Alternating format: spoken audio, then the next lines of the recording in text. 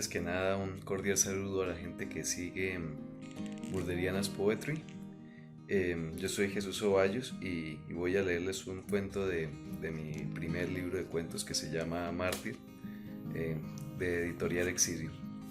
El cuento se llama Tanatocracia. Acababa de exhalar la primera bocanada de humo del cigarrillo cuando escuchó el crujir del cráneo que se reventaba contra la acera. Se apresuró a alcanzar la pequeña pared que separaba la terraza del vacío para confirmar que alguien había caído desde el edificio contiguo. Arrojó el cigarrillo en cualquier parte y bajó con prontitud a las escaleras mientras buscaba en su celular el número de alguna ambulancia. Ya en la calle, avanzó algunos metros a tientas mientras sus pupilas se acostumbraban al implacable sol de la media tarde. No tardó en percatarse de que el auxilio paramédico sería en vano, pues la larga estera de sangre que emanaba del cráneo roto se escabullía hasta la autopista y comenzaba a coagularse. Pensó que en lugar de una ambulancia, llamar a medicina legal habría sido más conveniente. Absorto en la contemplación del cuerpo e intentando identificarlo solo por su vestimenta, le tomó un tiempo considerable advertir que era el único, de entre los miles de habitantes de su ciudad, que había mostrado interés en el finado. Tratando en vano de llamar la atención de algún transeúnte, gritó. Se plantó en medio de la calle buscando que algún automóvil se detuviese para ayudarlo, pero más de una vez tuvo que hacer maniobras de esgrimista ante los vehículos para proteger su integridad. Entre los sonidos de los autos y sus respectivas bocinas, escuchó lo que parecía ser el zumbido de un furioso enjambre de abejas asesinas. Afiló su oído. Halló el origen del ruido en un megáfono que era sostenido por un sujeto de aspecto fantasmagórico, envuelto en un frac negro y que iba acompañado por algunos personajes en similar atavío. Mientras sus acompañantes aplaudían, un hombrecillo encorvado por el peso de su propia sotana blanca repartía bendiciones a diestra y siniestra. El samaritano se percató de que quienes pasaban a su lado buscaban conglomerarse en la plaza principal, justo enfrente del sujeto del megáfono. Desde su posición se dispuso a desenmarañar la distorsión de los mensajes que el aparato amplificaba. Tardó más tiempo intentando descifrar las palabras que en comprender su terrible magnitud. Incrédulo aún, escuchó sendos discursos que alentaban a la destrucción del pueblo a través de la autoeliminación de sus habitantes. Las premisas eran claras: una vida tranquila, una realidad promisoria más allá de su respectivo tiempo y de su propia existencia terrenal. Según los sujetos en la tarima, la inmolación era el camino hacia la redención, solución definitiva. El samaritano volvió su mirada a los edificios que rodeaban la plaza, solo para constatar que la muerte de su vecino no había sido ni un accidente, ni mucho menos un caso aislado. Varios de los asistentes a la plaza ahora recorrían el camino señalado por las bestias en la tarima, lanzándose de los edificios cercanos o interponiéndose en el camino de los conductores indiferentes. Mientras el hombre de sotana bendecía el frenesí suicida, un vaho sanguinolento comenzaba a apoderarse de la ciudad. A empujones buscó abrirse paso hasta el frente de la tarima. Cuando estuvo lo suficientemente cerca de ellos, sus rostros le alarmaron tanto como sus palabras. Sus caras parecían sostenidas a las fuerzas de sus cráneos, irreales, desfiguradas por una sonrisa inerte. Ahora en peligrosa proximidad, notó cómo sus trajes dejaban ver las varitas que sostenían las máscaras con las que se dirigían al público.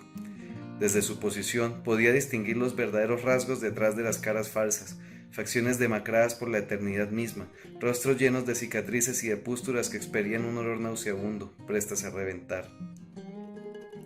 Buscó con su mirada el de sotana, de quien alcanzó a percibir cómo de sus cuencas oculares salían regordetes gusanos del tamaño de sus dedos.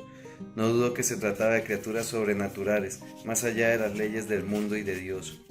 Con cautela, pero con premura, se abrió paso por la marea humana. Buscaba acercarse más, ansiaba dejar al descubierto a los impostores, derribar sus caretas de un zarpazo, pero mientras se aproximaba a las abominaciones, quienes salían del sermón le dificultaban más el paso.